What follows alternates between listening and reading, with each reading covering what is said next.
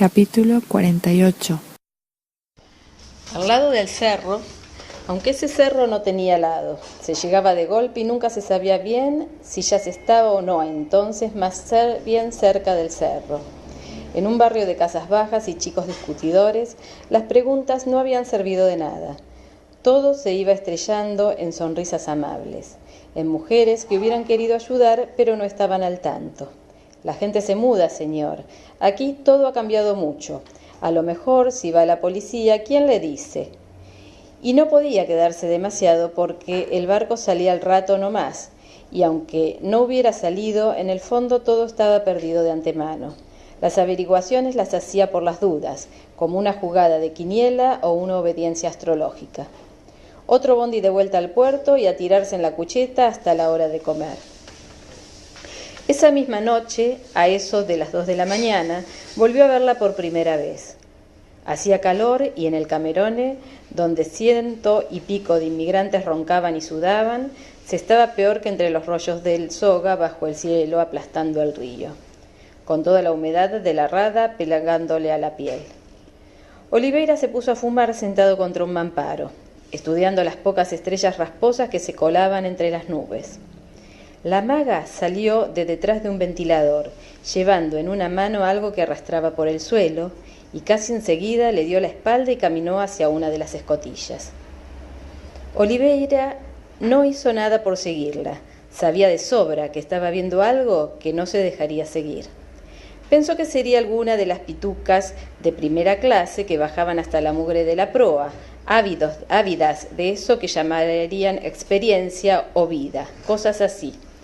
Se parecía mucho a la maga, era evidente, pero lo más del parecido lo había puesto él. De modo que una vez que el corazón dejó de latirle como un perro rabioso, encendió otro cigarrillo y se trató a sí mismo de cretino incurable.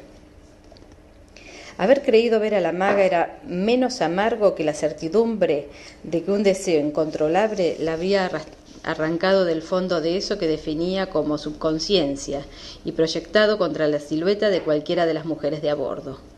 Hasta ese momento había creído que podía permitirse el lujo de recordar melancólicamente ciertas cosas, evocar a su hora y en la atmósfera adecuada determinadas historias, poniéndoles fin con la misma tranquilidad con que aplastaba el pucho en el cenicero. Cuando Traveler le presentó a Talita en el puerto, tan ridícula con ese gato en la canasta, y un aire entre amable y Alida Bali, volvió a sentir que ciertas remotas semejanzas condensaban bruscamente un falso parecido total, como si de su memoria aparentemente tan bien compartimentada se arrancara de golpe un ectoplasma capaz de habitar y completar otro cuerpo y otra cara, de mirarlo desde afuera con una mirada que él había creído reservada para siempre a los recuerdos. En las semanas que siguieron, arrasadas por la abnegación irresistible de G. Kretner y el aprendizaje del difícil arte de vender cortes de casimir de puerta en puerta, le sobraron vasos de cervezas y etapas en los bancos de las plazas para disecar episodios. Las indagaciones en el cerro habían tenido el aire exterior de un descargo de conciencia. Encontrar, tratar de explicarse, decir adiós para siempre. Esa tendencia del hombre a terminar limpiamente lo que hace, sin dejar hilachas colgando. Ahora se daba cuenta, una sombra saliendo detrás de un ventilador, una mujer con un gato, que no había ido por eso al cerro. La psicología analítica lo irritaba, pero era cierto, no había ido por eso al cerro. De golpe era un pozo cayendo infinitamente en sí mismo. Irónicamente se apostrofaba en plena plaza del Congreso. ¿Y a eso le llamas búsqueda? ¿Te creías libre? ¿Cómo era eso de aquello de Heráclito? A ver, repetí los grados de la liberación, para que me ría un poco. Pero si estás en el fondo del embudo, hermano. Le hubiera gustado saberse irreparablemente envilecido por su descubrimiento, pero le inquietaba una vaga satisfacción a la altura del estómago.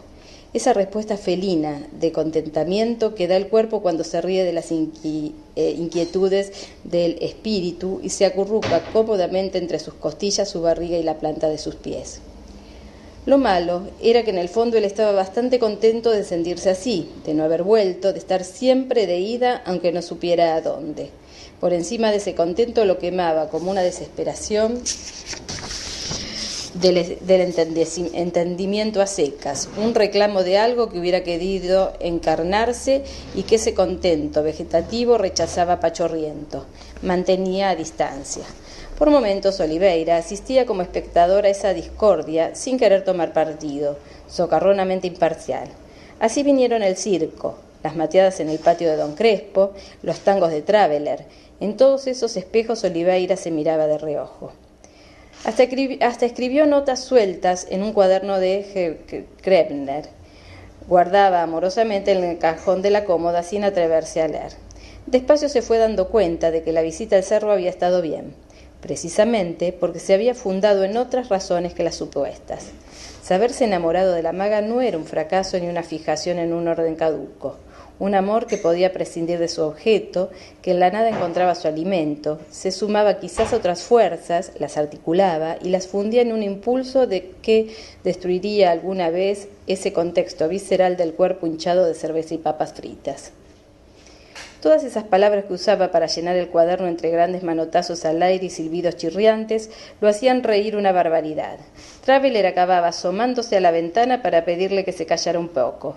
Pero otras veces Oliveira encontraba cierta paz en las ocupaciones manuales, como enderezar clavos o deshacer un hilo sisal para construir con sus fibras un delicado laberinto que pegaba contra la pantalla de la lámpara y que Krebner calificaba de elegante. Tal vez el amor fuera el enriquecimiento más alto, un dador de ser, pero solo malográndolo se podía evitar su efecto boomerang. Dejarlo correr al olvido y sostenerse, otra vez solo, en ese nuevo peldaño de realidad abierta y porosa. Matar el objeto amado, esa vieja sospecha del hombre, era el precio de no detenerse en la escala, así como la súplica de Fausto al instante que pasaba no podía tener sentido si a la vez no se le abandonaba como se posa en la mesa la copa vacía, y cosas por el estilo, y mate amargo. Hubiera sido tan fácil organizar un esquema coherente, un orden de pensamiento y de vida, una armonía. Bastaba la hipocresía de siempre, elevar el pasado a valor de experiencia, sacar partido de las arrugas de la cara, del aire vivido que hay en las sonrisas o los silencios de más de 40 años. Después uno se ponía un traje azul, se peinaba las sienes plateadas y entraba en las exposiciones de pintura, en la sede y en el Richmond, reconciliado con el mundo. Un escepticismo discreto, un aire de estar de vuelta, un ingreso cadencioso en la madurez, en el matrimonio, en el sermón paterno a la hora del asado o de la libreta de clasificaciones insatisfactoria. Te lo digo porque yo he vivido mucho, yo que he viajado, cuando yo era muchacho, son todas iguales, te lo digo yo, te hablo por experiencia, mi hijo, vos todavía no conocés la vida. Y todo eso tan ridículo y gregario podía ser peor todavía en otros planos, en la meditación siempre amenazada por los idolafori, las palabras que falsean las intuiciones, las petrificaciones simplificantes, los cansancios en que lentamente se va sacando del bolsillo del chaleco la bandera de la rendición. Podía ocurrir que la traición se consumara en una perfecta soledad, sin testigos ni cómplices, mano a mano, creyéndose más allá de los compromisos personales y los dramas de los sentidos, más allá de la tortura ética de saberse ligado a una raza o por lo menos a un pueblo y una lengua. En la más completa libertad aparente, sin tener que rendir cuentas a nadie, abandonar la partida, salir de la encrucijada y meterse por cualquiera de los caminos de la circunstancia, proclamándolo el necesario o el único. La maga era uno de esos caminos, la literatura era otro. Quemar inmediatamente el cuaderno, aunque Krebner se retorciera las manos. La fiaca era otro, y la meditación al soberano cohete era otro. Parado delante de una pizzería de Corrientes al 1300, Oliveira se hacía las grandes preguntas. Entonces, ¿hay que quedarse como el cubo de la rueda en la mitad de la encrucijada? ¿De qué sirve saber o creer saber que cada camino es falso si no lo caminamos con un propósito que ya no sea el camino mismo? No somos Buda, che. Aquí no hay árboles donde sentarse en la postura del loto. Viene un cana y te hace la boleta. Caminar con un propósito que ya no fuera el camino mismo. De tanta cháchara, ¿qué letra la che? Madre de la chancha, el chamamé y el chijete. No le quedaba más resto que esa entrevisión.